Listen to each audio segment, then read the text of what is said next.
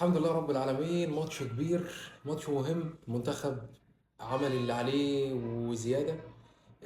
كان نفسنا نكمل، كان نفسنا الفريق بتاعنا، المنتخب بتاعنا يوصل. بس الحمد لله انها جت على قد كده.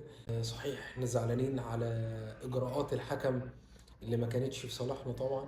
الهدف اللي اتلغى وان كان في ضربة جزاء كانت ممكن تحتسب برضه لصلاح، الخبطة اللي هي في ال 18.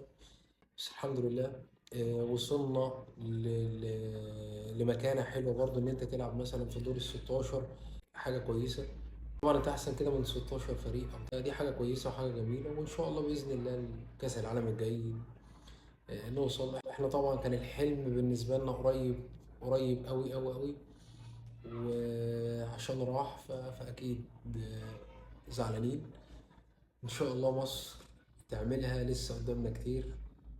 المنتخب الرجالة لعبت كويس قوي وعملت اللي عليها. سلام.